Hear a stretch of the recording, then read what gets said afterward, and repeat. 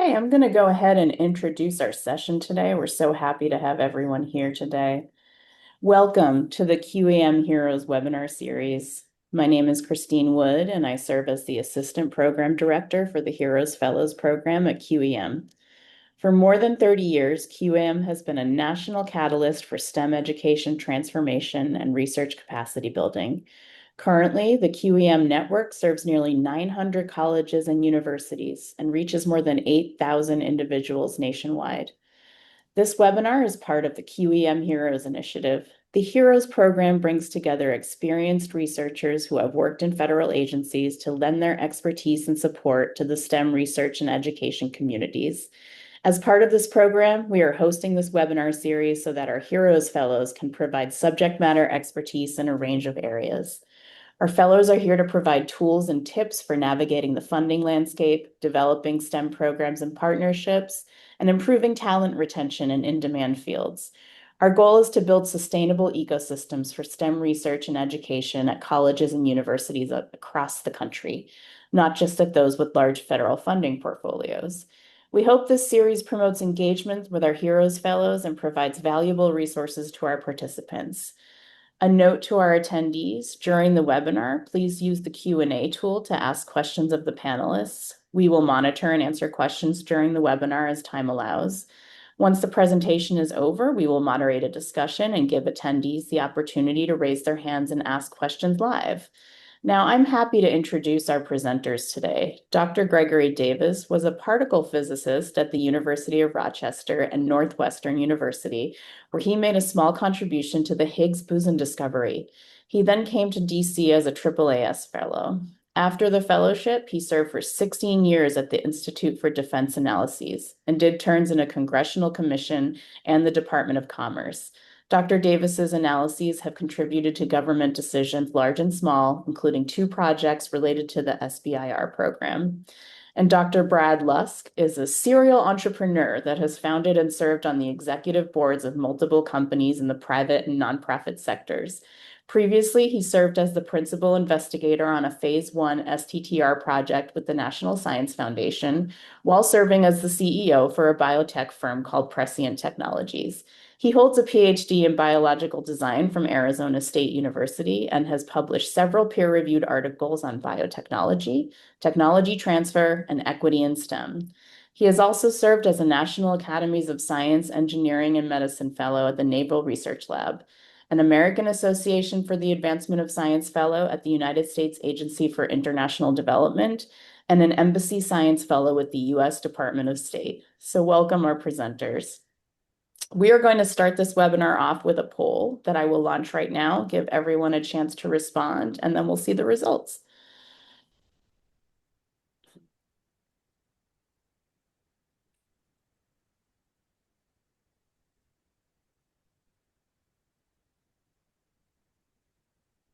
It's telling me hosts and panelists cannot vote. I know.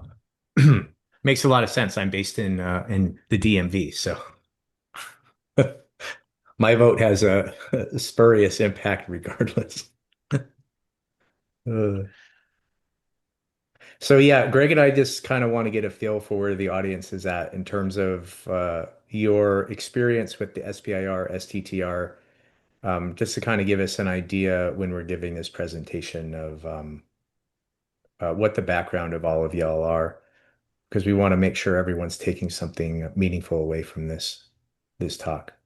Um, we'll also show while the poll results are coming in. We'll show at the end. There's a link that you can go um, to see all of the STEM heroes that are currently working now with QEM, including Greg and I. There are links in there to contact us if you would like to follow up about this conversation specifically. Greg and I would love to schedule some time with you. But also, if you're browsing through there and you see the other QEM fellows have something interesting or an interesting background that you want to ask about, go ahead and reach out to them too. We would all absolutely love to talk and engage with you. Wonderful. And I'm going to end the poll and share results.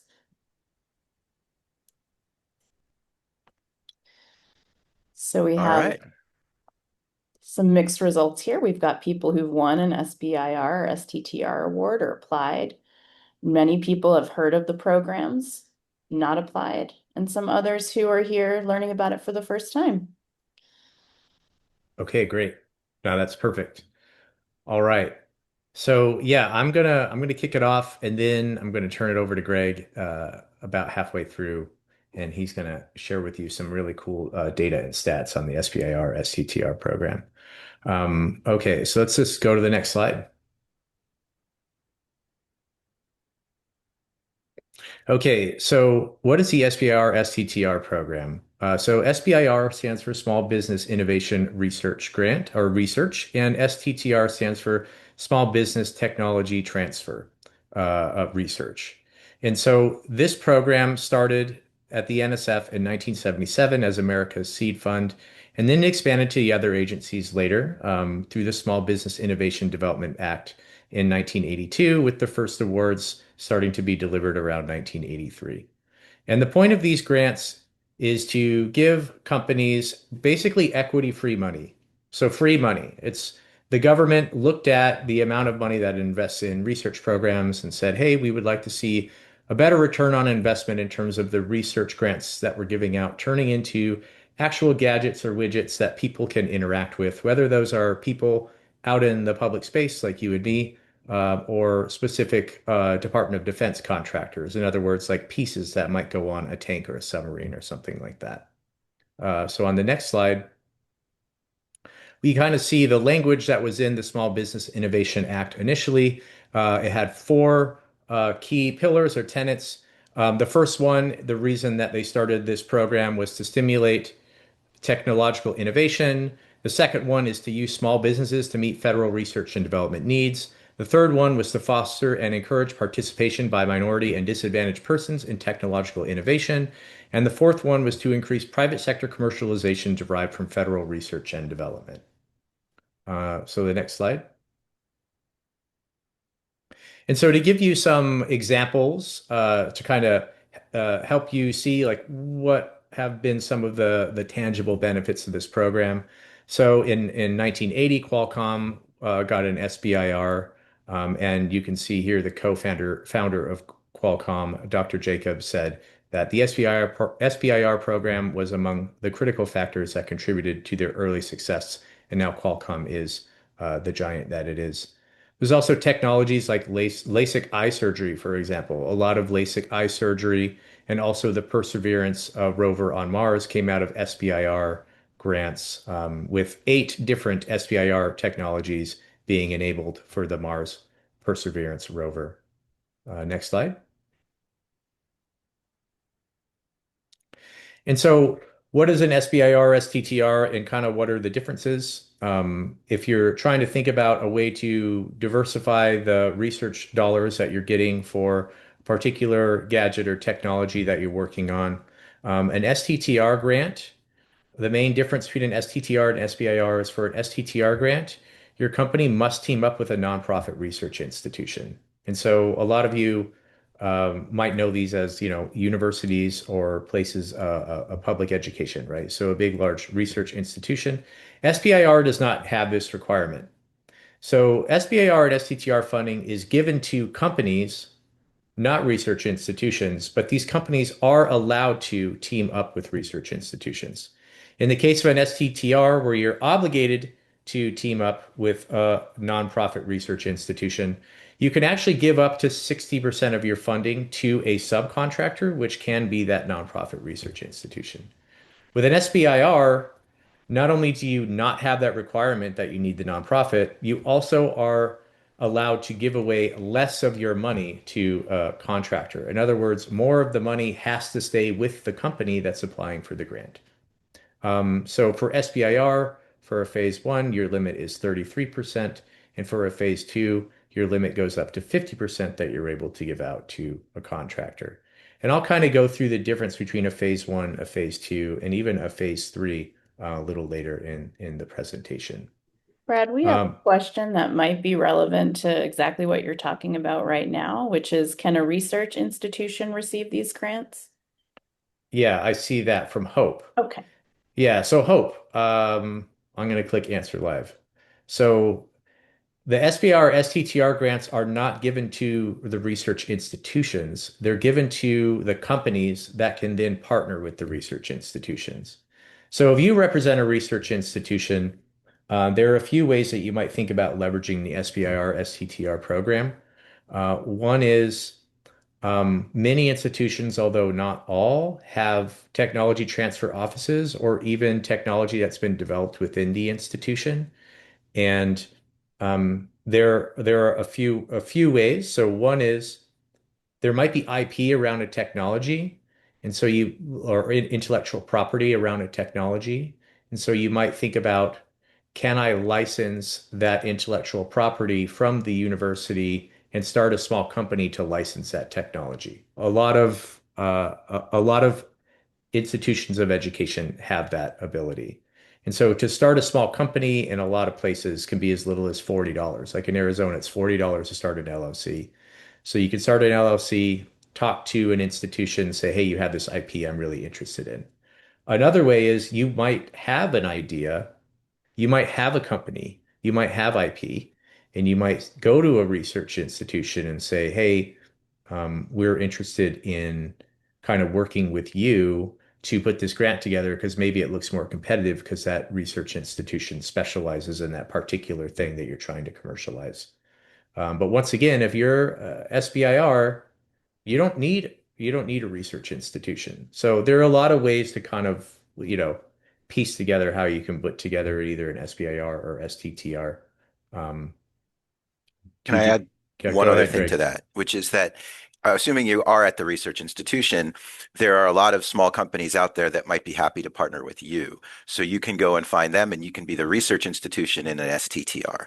And I'll show you a little bit of data later, but there's an awful lot of data about companies that do a lot of these awards. And so they might be happy to partner with you. Yeah. I see I have faculty currently preparing for the art track one. Okay, maybe we'll get to that one at the end because that one's a little more tangential, which I think is an interesting question because we're thinking about the same thing right now. Okay, so we'll go to the next slide and I'll save that anonymous attendee question for the end. Okay, so when you're thinking about commercializing a technology, this is go ahead and go to the next slide there. Okay. So when you're thinking about a technology, I know this is a really busy slide, and the point here is you're going to hear these words like pre-seed, seed, funding gap, valley of death, early stage, growth, all of these things. Basically, where the SBIR STTR is targeting is between these two blue circles that you see on this graph. So basically, you've come up with your idea. There's been enough research on your idea to where you show that it could potentially work. Basically, you've proved that the concept, the idea could work. And now you're at this stage where you're trying to figure out, can I take this device that I've made and find a market for it? In other words, can I commercialize it? Can I move it out into the market? So the SBIR STTR is meant to take you from that stage where you have something and you know it works, and then can you make it work in a real life setting, and can you eventually take it out and actually commercialize it? Um, I'm seeing more questions here. Can the tech that gets transferred be an educational innovation? Live, like a course or training? Okay. So can a research institution receive these grants we just covered? So I'll say that one's done. Okay. Can the technology that gets transferred be an educational innovation? I would say absolutely, but it depends on which agency is asking for the SBIR STTR grant. And so you have to look at the calls for proposals that are out and make sure that you're applying for a call that is asking for that specific innovation. But I have actually seen that specific innovation called for before, with a company that I was working with um, through the NSF. Um, and I'll get to the course or trading thing later. Okay, so we'll go to the next slide. Okay, then click next again. So another phrase that you're going to hear a lot is TRL, which just stands for Technology Readiness Level. And so I was kind of talking about this a little bit before in the previous slide. The point of the SBIR STTR process is to get you from what is called TRL3 to around TRL 6 or 7. And so when you look at this chart, you're basically seeing the technology readiness level of 1 is basically like it's the basic principle is observed. You can think of this as like research that you're doing in the lab that might be fundamental research. And then you find something in your fundamental research and you're like, oh, this principle here exists that maybe I can take this thing that I've observed and I can turn it into some cool gadget. So for TRL3, then you formulate that fundamental research into a technology concept. So how could I convert that basic idea into something that can actually be maneuvered or used? And then for TRL3, you're then figuring out whether that technology that you conceptualize actually works. So that's, if you think about like use-inspired research in the lab, that's where you are at TRL3. The SBIR STTR program comes in when you're at TRL3 and they're like, hey, exciting, you have this thing that has shown that it could work. Now let's think about how we're going to validate that in the lab using environmentally relevant stuff. And by environmentally, I mean things out in the field are it actually has an impact that makes sense, and that there are people out in the world that actually care about what it is you're doing. And by people, I mean like a customer that might actually buy the thing. Okay, next slide. And another thing you're going to hear a lot are about stages of investment, and then you're going to hear about seed stage, angel investors, early stage, Series A, Series B, Series C. Basically, what this is telling you is these different amounts of funding and these different stages of funding coming in as you develop your product. And as you move further in development, you're asking for more and more money, which is what you're seeing happen as you move further in development. On the x-axis, the amount of money you're asking for, which is on the y-axis, increases. If you go to the next slide, you can see, so the SBIR STTR is really targeting small businesses that are at the seed stage, which is, you're at TRL3, you've shown proof of concept, you're going out and you're asking for small amounts of money, in the hundreds of thousands of dollar range. And maybe there are some angel investors out there, which are people that have money to play with. They exist. There's like people that have money to play with, and they want to throw in a few $100,000 to do early stage high risk stuff because they know high risk, high reward. And as you move through that development and you find that there's a customer and a potential market for your product, that's when you start talking to major venture capital firms and getting into that early stage Series A, Series B, when you're talking about, 14, 15, $50 million funding rounds. Next slide. So this is kind of a breakdown of the different phases of an SBIR STTR based on a project that I worked on. So all this stuff is from the company I worked with called Prescient Technologies. And this just kind of give you an idea. So for a phase one, you're generally looking at a lab scale technology. And so you can see here, this is a bioreactor that I put together that's maybe 100 milliliters, something like that. And the amount of money that you can ask for a phase one or a phase two or a phase three depends on the agency that you're asking for it from, which Greg is going to show you on the next slides. But basically, with that phase one, you're asking generally for somewhere between $50,000 and $300,000 over 6 to 12 months to show that this thing that you have in the lab works and now could potentially start to bring in or start to move up to the next scale or the next phase, which is phase two, where now you're saying, okay, I have this prototype. I'm going to go install it somewhere at a customer site, or I'm going to start allowing the customer to use it in the case of like an educational technique, for example. Maybe phase two is you're going out to schools and the schools are testing it in certain classroom settings, something like that. For this stage, you generally get a larger pool of money, so 750K to around 2 million. You also get a longer amount of time, 2 to 3 years. And then when you move into phase three, that's actually not funded through the SBIR STTR program. That would be an instance where you've gone through phase two, say with the Navy, and the Navy's like, oh, hey, this seems really fascinating. We're going to move your technology into a specific section in the Navy that funds these larger projects, And the phase three would be your commercialization stage within them to kind of scale it up and start piecing it onto their submarines or whatever. Okay, so with that, I will turn it over to Greg. Greg is going to talk to you a little bit about kind of the funding through SBIR, STTR, and how that looks and is parsed out differently amongst the different agencies. All right, thank you, Brad.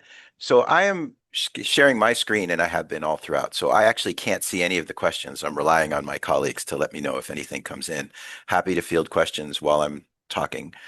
This shows the history of the program, not the America's Seed program from NSF, but when SBIR actually became what it is with its current name, it was in the Reagan administration, and you can see that we've been giving out money. The federal government's been giving out money for a lot of years on that program, constantly increasing. And STTR came in during the Clinton administration and is a smaller thing, but also very much consistently there. The way the amount of money in SBIR is determined is by calculating the extramural research funding of a given agency and then taking a percentage of it. That percentage has changed a few times during the years. I think most recently it was a little over 3%, but it's always been between 2 and 4%. And this is separated out by agency. And if you look, the blue is the Defense Department. So the Defense Department is the largest funder of research in the federal government, has been for a long time. And they gave out over $2 billion in SBIR money in 2024. The gray is HHS. That's mostly the NIH. And there's a big dip in 2024. I think that might be a data glitch. The data source, SBIR.gov, which has all of this, reports that everything is complete for 2024, that 2025 will be complete in March of 26. You may have heard there have been some changes in the government, so that may have related to what was reported, or maybe something really happened. I'm not sure, but I think that dip's probably an artifact.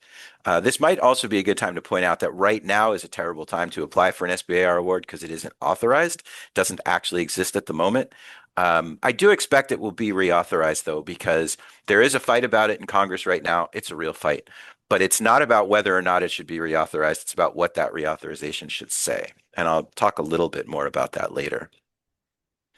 So this shows the average award size for phase one and phase two awards.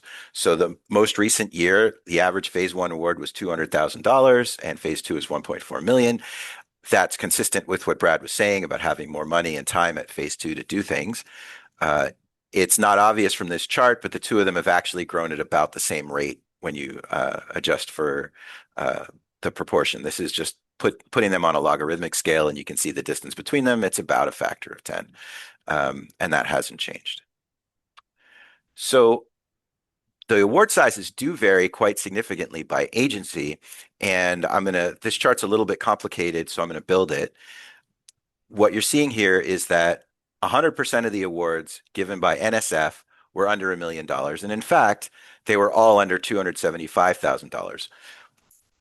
60% of them were 250K or less. And Brad is the one who actually explained this to me. He said, when you apply at NSF, the initial phase one application is for $250,000. And as you can see, most of the awardees got $250,000. There's a handful that got a little bit less. And then there's a way that you can apply for an extra smaller $25,000, and about 40% of their applicants got it. So this chart is showing that 100% got 275 or less. Now, you would guess that this goes out to $1 million because I'm going to put other things on here, and different agencies do definitely look different.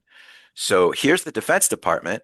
The Defense Department gave a lot of much smaller phase one awards, but they still capped out at 275 for almost everything. There's a little bit more out here, but it's barely visible. And then other agencies look different again. And here you can see that the NIH has given some pretty large phase one awards. The NIH, more than anybody else, seems to tailor their award sizes to what the applicant is asking for, whereas NSF is very fixed. This is the size of our phase one. DOE is similar. And then let's look at phase two. I think this is the same style chart, but note that instead of going to 1 million, it now goes up to 5 million. You can see that HHS has a very gradual slope, as does DOD. NSF is very steep. And this may also reflect in part what they're trying to do. So I'll take NSF and DoD as being the opposites here. NSF is trying to give money to a company to develop a new product to go sell on the market. NSF is not developing its own technology. It doesn't have its own mission for what they're trying to do. So this is enough money to get you further along the path towards commercializing your product and selling it to the market. The DoD is, on the other hand, trying to find systems that they can field to the warfighters that will give them better communications or better ability to shoot down drones or more accurate missiles. And or in an example that I saw when I was looking at this a few years ago, a system for tracking mentors at the United States Air Force Academy. So, and that was mostly software with some expert advice. So that was education technology. So all of those things are in there. And when you apply for your phase two award, if you say to them, I'll need $2 million to do it, they may give you a $2 million award. Because they want to get it to the point where they can work it. I don't have a similar chart to this for phase three because phase three doesn't come out of that percentage of the extramural research budget. Phase three for the Defense Department means that they're funding it through an acquisition program. So uh, the the infantry program office, I guess it's called PEO Soldier, is going to be paying a lot of money to your company to develop a system that they're going to hand to their infantrymen and use it. And also, a lot of the times in the DoD, it's actually done through subcontracting, which could mean submarines, but actually means that it's the program office that's developing a new airplane which it has hired Lockheed Martin or Northrop Grumman to do that. They will then contract with your small business to provide that thing directly to them as opposed to contracting through the Defense Department. Also worth noting with these steep parts here in the Defense Department, very few people actually contract with the Defense Department for these awards. They contract with Air Force Systems Command, or they contract with Naval Sea Systems Command or PEO Soldier, and they're I don't know how many, but probably more than 10 different offices that give these awards, and they all do it their own way. And here's my second to last chart. There are a lot of companies that get these awards, and there were over 8,000, almost 8,000 that received awards in 2024. And what you can see here is this is a little odd, right? WildStar LLC only got 3 awards, and the total dollars were $61 million. That's a huge award. Most of that is a single phase two. The rest of them, the other two were much smaller, but some of them got a huge number of awards. Physical Sciences Inc., and they got a total of $47 million. So some of these companies are what have become known as multi-award winners or even SBIR mills. Some people think that this is a big problem, and in fact, this is one of the two things the fight in Congress is about right now. Should this be stopped? Should we make sure that a company can't win 85 awards in a single year? What I would point out is that most of these mills are doing a lot of work with the DoD. The DoD knows who they're hiring. They know that they're hiring a company they've hired before, and they still think it's worth doing. And a lot of their technologies have made it into development. There's a fair bit of research on this. What's more likely to get to production? What's less likely to get to production? I can't go into the details of that now, but also, a lot of these are doing STTRs. And so if you reach out to physical sciences and say, I'm interested in an STTR, they might be interested in working with you, although the new rules could come into play on that. But the other thing to point out on this chart, and I think this is really important, is the bottom row here. There's about 4,000 companies, 8,000 awards. So the average company got 2 awards, and a lot of them just had one. And that constitutes 90% of the dollars. So most of the money is going to small companies that have just a couple of awards. So you shouldn't think of yourself as, oh, I have to compete with Physical Sciences Inc. in order to have a chance at winning an STTR or SBIR award. That's absolutely not the case. There are a lot of companies out there where this is one of the first things that they're doing, or even the only thing that they're doing.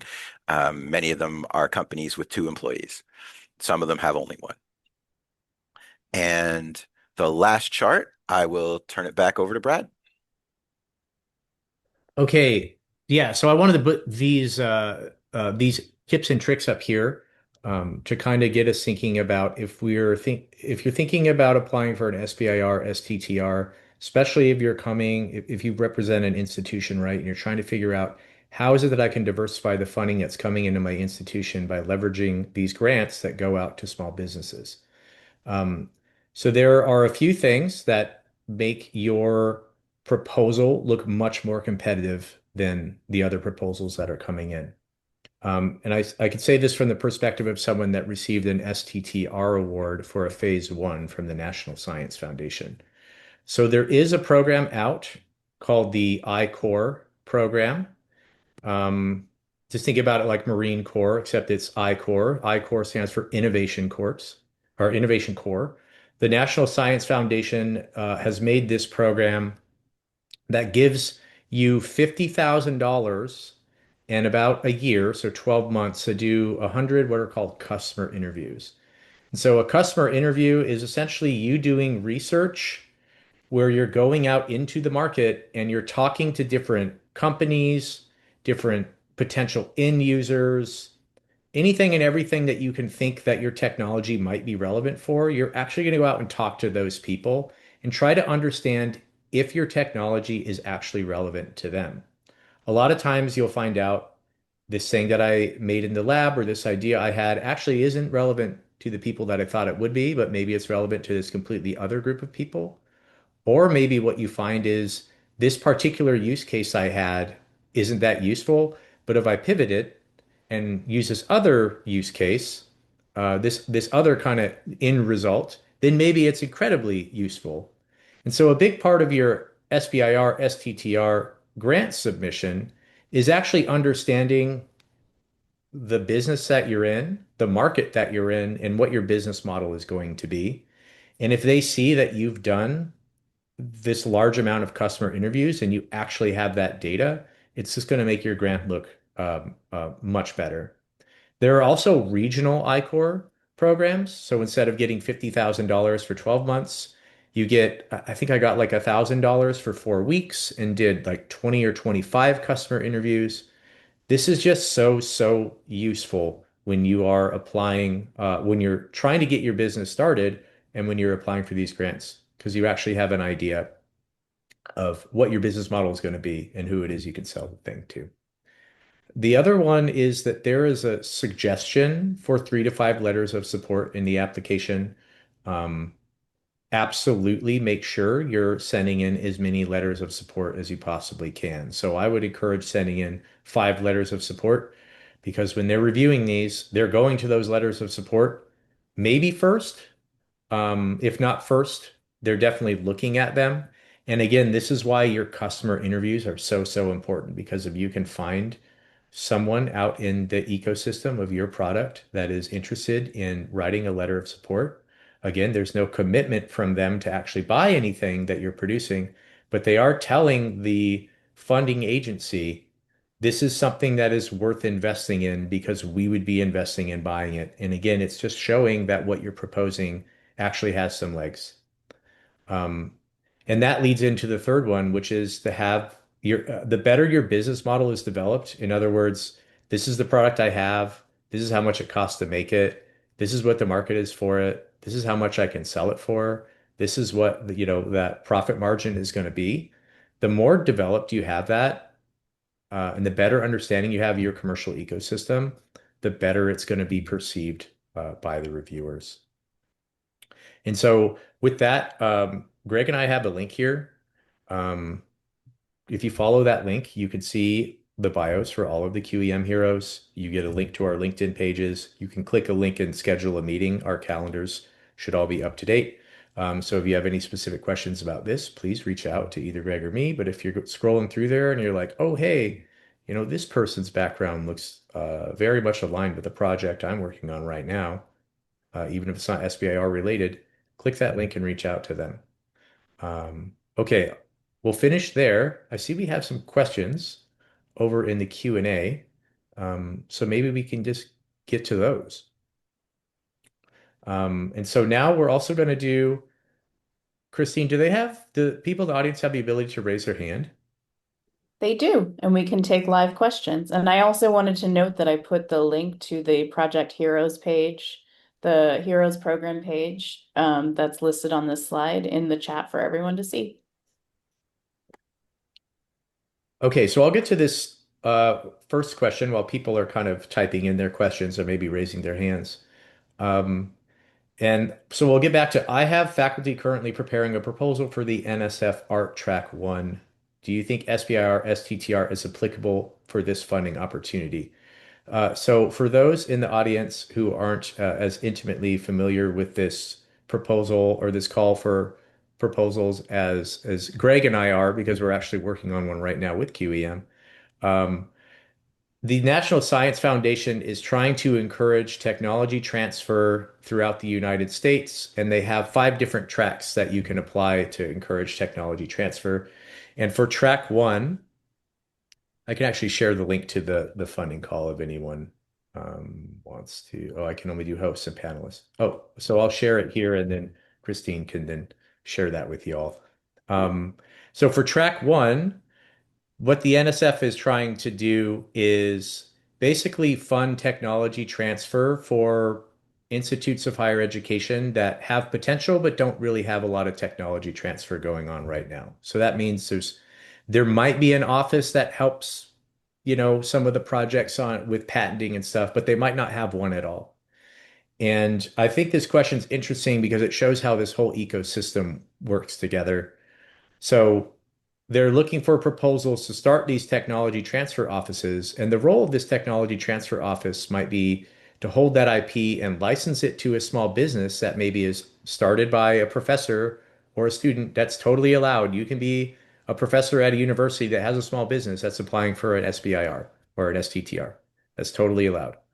Um, so you could start uh, uh, that small technology transfer office. The university could own that IP, or the MSI could own that IP. You could license that IP with your small business, and then you can leverage this SBIR STTR program to bring in funding for that business. And you can even co-contract with the university or the HBCU maybe as a contractor on that proposal that you're putting in. In terms of, there's also a question about courses and training. And so another part of that, and if you look at the NSF ART call for proposals on page 13, they actually call out Innovation Core, I-Core by name. And so that can be a part of your proposal because all of this works together. You have a technology transfer office that's helping you with IP so you can license it so your small business can apply for an SBIR. And in order to apply for your SBIR, if you want to understand your commercial outlook, you can get funding from I-Core, that $50,000 to investigate your markets to put together that SBIR from that IP that you've licensed from your technology transfer office. All right. I'll go to the next question. Yep. So Gulnaz Javan asked, how often do you submit reports for SBIR grants? What are the reporting expectations? And how is a successful SBIR grant defined? So first, I'll point out they're not all grants. The NSF does grants. I think the NIH does grants, but the Defense Department does contracts. And every different awarding agency is going to have their own procedures for doing that, and they could vary a lot. So I don't think there is a single answer to that. All of those different places have solicitations that they will post on their own web pages, but also many, if not all, solicitations are posted on SBIR.gov. So you can find them there, and you can go there and you'll see this is what NIH is posting right now, Department of Energy, and all across the Defense Department, and so forth. But what the actual requirements are going to be for how you carry out that contract or grant is going to vary depending on which agency you're working for. So I hope that answers the question, not very specific, but there isn't one answer. And then the next question from Lena Arnold is, what if your organization is not yet a research institution, but you aspire to be? Can you apply? So you either have to be a research institution to do STTR as the research institution partner, or you have to be a for-profit small business. Now, Brad told you that for $40, you can become a business in Arizona. I'll tell you, in Maryland, it costs 80. So we're twice as expensive here. But so becoming a small business is really not that hard. But yes, you need to be one or the other in order to apply. And as a small business, you can apply for SBIR or STTR. As a research institution, you can only do STTR as the partner with a small business. So if your one goal is to get an SBIR grant, go start a company.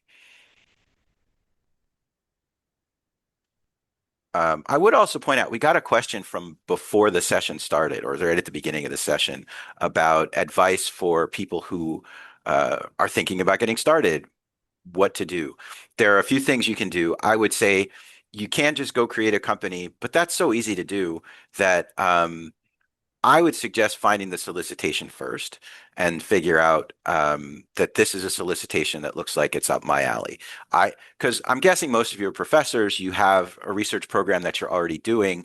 If you apply for something that's totally different, you're probably not going to get it unless you've got some really brilliant idea that you can encapsulate in your award.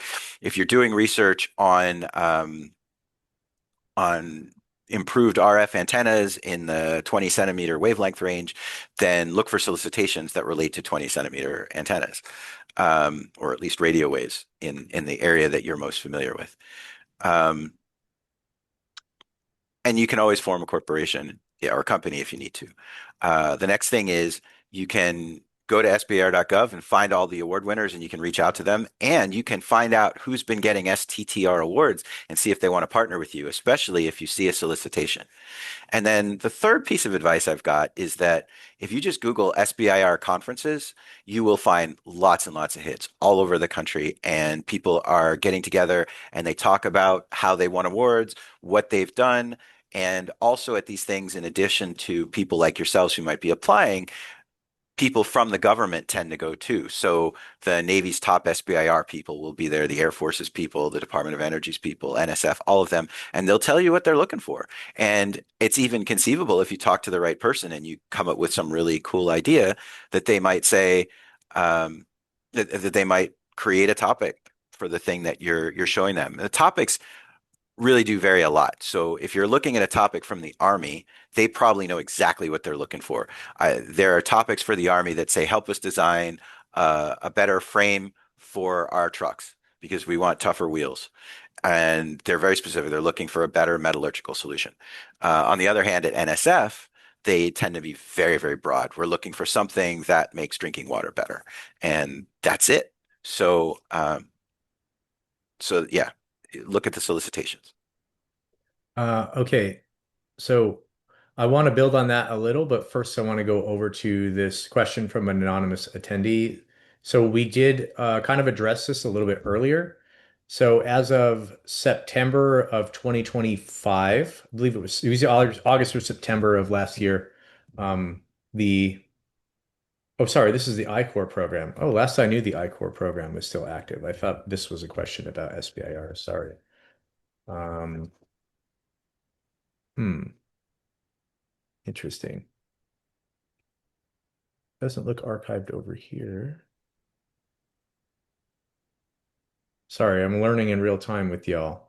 Um, okay, so anyway, I'll go over to the what I wanted to build off of on the last answer, and that is, um, yeah, if you're a university that's looking to partner with a company in order to apply for an SBIR or an STTR grant, this was part of, my experience applying for funding um, through the SBIR STTR program with the National Science Foundation is we ultimately had to figure out where are we going to be doing most of our research and spending most of our dollars, and that was in the academic institution lab that the technology was originally developed in.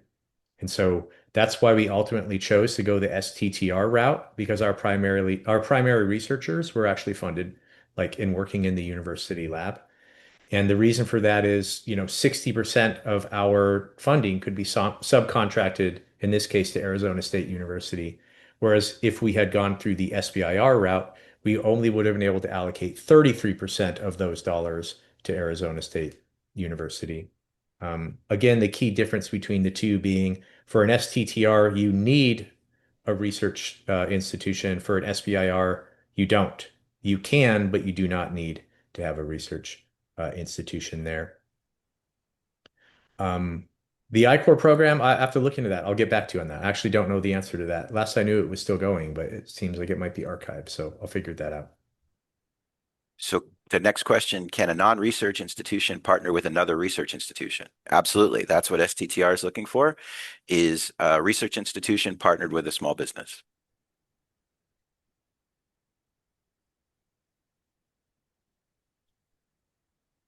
Now, feel free to raise your hand if you'd like to ask your question live or continue to place questions in the Q&A box.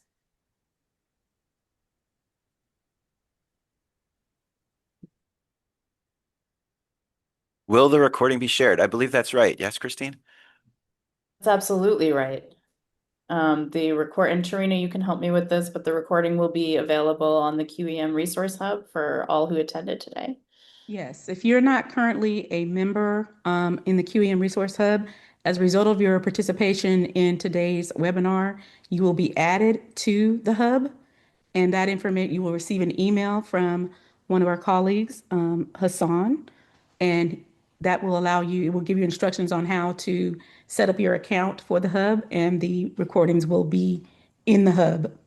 You will be given directions on how to find that. But basically, if you go to once you're in the hub, if you go to my library, you will see the QEM National Webinars folder, and all of those will be loaded within 48 hours of the presentation. Okay.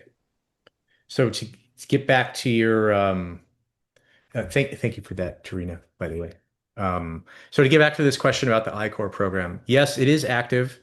Um, there in the spring 2026, there are going to be three cohorts, one starting on March 16th, one starting on April 1st, and one starting on April 27th.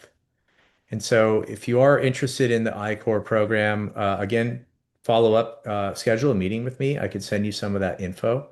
Um, for that, you need 3 to 5 members on your team. You need something called an entrepreneurial lead, a technical lead, and an industry mentor. The entrepreneurial lead is generally like a student or a postdoc. The technical lead is going to be the faculty member, so maybe the PI. And then the industry mentor is going to be some kind of independent business leader or someone in the industry that you're focused on. So you generally need that team of 3. Another thing I wanted to mention is like the mindset going into an SBIR, STTR grant proposal, or even the I-Core program can be a bit of a shift if you are coming from institution of higher learning and are a professor. Um, and that is the ultimate goal of these grants is generally not to get published. And so this is, another thing that, we had to think about a lot when we were applying for this. And when we actually ended up doing a regional I-Core rather than a national I-Core, because to bring in the technical lead, it would have required the PI in the lab, the professor, to give a good amount of his time, 20 to 30 hours a week towards working on a project that wasn't going to result in publications.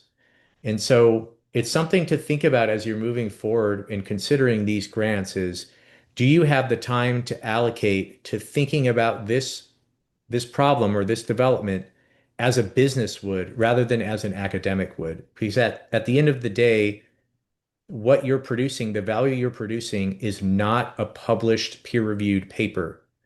And the people that are evaluating it after the end of phase 1, whether you go into phase 2, do not care if you published in Science. They don't. If you publish in Science, but you haven't shown that you have a commercial market, you're just not going to get more funding. And so that is definitely a, a different mindset to think about proceeding, with these grants. If you're a professor and maybe not interested in starting a business or you're not interested in expanding the business, then you might think, okay, how can I bring on in team members that are and allocate some of the work to them and take a really small role and maybe not take a lot of funding for this because the work that you're doing here is not about getting published. It's about having a gadget or a widget that's actually being used.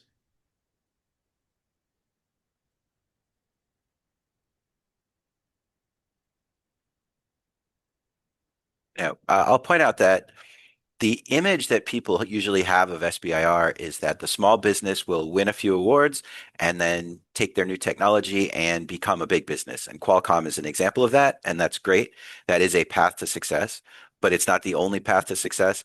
There's also the path to success where they develop the technology and license it or just sell off the technology and make their money that way. And that's what the SBIR mills actually are doing is that when they succeed, they spin off technology. They either sell patents, license patents, spin off a company or something like that. And the small business continues to be the same business that it has been for a long time because that's what they feel their specialty is and what they want to do. Um, and they don't want to become a shipbuilder or a communications company or something like that. They just want to do small research projects, which, by the way, sounds like a lot of fun to me. We I have a see a hand. raised hand, yes. All right. And Gulnaz, I'm going to allow you to speak. You must unmute. Yep. Can you hear me? Yeah, we can hear you. Loud and clear. Oh, well, I can. Okay, I cannot turn on my camera. First of all, thank you so much for nice presentation. First question about I'm a forensic scientist. What is the ratio for this field? Because I heard about this, but what do you think about the forensic science is eligible about this research project for the small business? So this is my first question. Forensic science. So I think about it as one of two ways, I think. Either you have to figure out something that you think is a business that could be of interest to the agency that's awarding money. So you're in the forensics business. It's possible that say military MPs might be interested in some new technology that you've got. That's the military police that maybe that they would be interested in something you have. And you can go to them and say, if you buy this from, or if you help me develop this and then buy it, you will be better at doing your jobs. And then the Army might be interested in giving you an SBIR contract. Um, the other possibility is that you come up with something that you think the broader marketplace might be interested in. Maybe local law enforcement would be interested in that. And then you're not looking for funding at the Defense Department. You'd be looking for funding somewhere more general, probably the NSF, although if it was more biologically related, maybe the NIH would be interested. So you've got to go and find a solicitation that matches up with what it is that you want to develop. But the general idea that forensic science could be useful for a commercial enterprise seems 100% right to me. I can't tell you how many people have done it. Mhm. My guess is you wouldn't be the first, but I don't know. The SBIR.gov data, though, might give you ways to search it. If you knew what keywords you want to go looking for, you could go there and find out if people have been doing this and who's been funding it.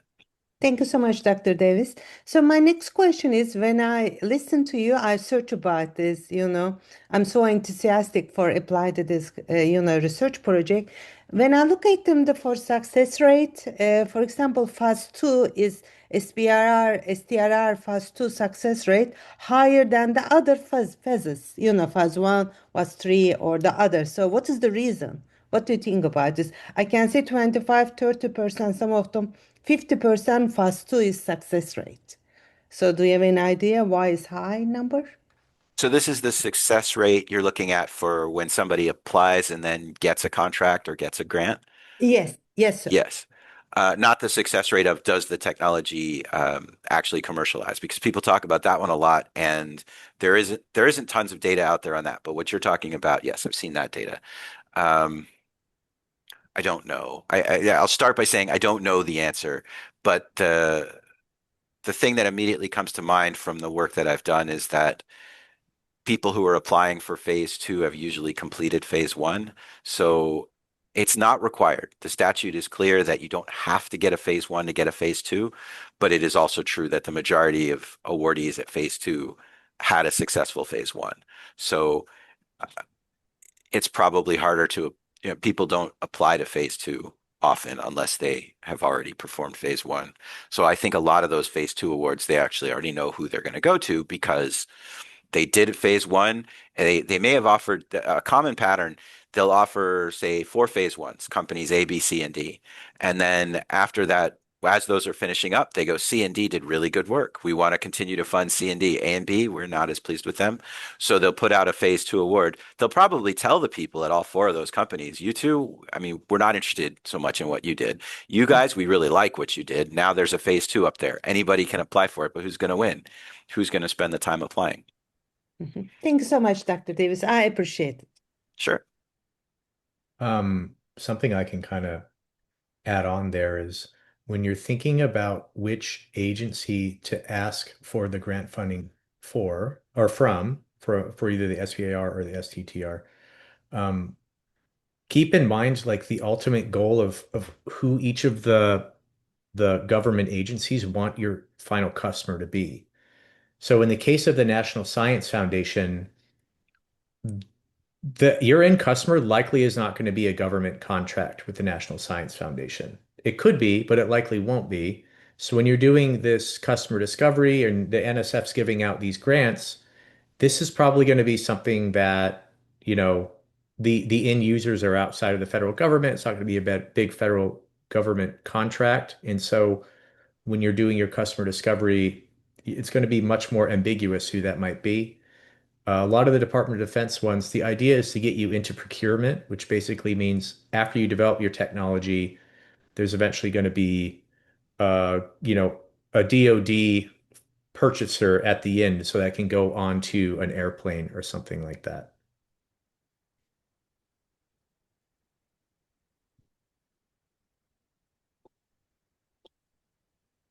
There was another part I was going to add to that, but now I can't remember what it was. So we'll just move on.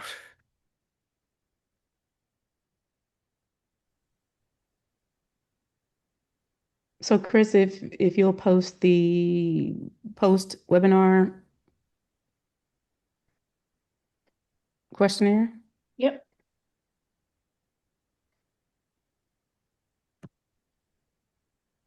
Oh, that's what it was. Why are there more phase twos than phase ones? I think Greg touched on this a little bit, but generally, you know, if you're a company and you go through phase one or you go through these early stages and you find out that what you're doing maybe doesn't have traction or doesn't work, uh, then you know, like we're not going to move on to phase two. So basically, by the time a company gets to the point where they're applying for phase two and they're ready to do that kind of commercialization, like move it to the next scale up. If you remember that picture I showed of like the little reactor and then the bigger one, um, you know, those companies, rather than just trying to figure out if it works, they've now been weeded down through the pipeline a little bit to where it's ones where they're like, oh, this is showing that it works, and now we want to think about commercialization. And I think there's just going to be less of those companies because by the time you get to phase two, already a lot of the people have failed to show that they have a market during phase one or during that early stage of the company. That could be another reason why you see more successful phase twos.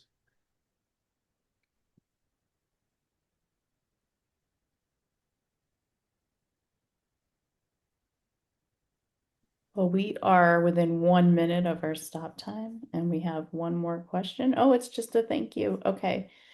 Thank you so much. I dropped a link in the chat for evaluating our webinars. It's really essential for us to get feedback from folks, so we really appreciate it. Um,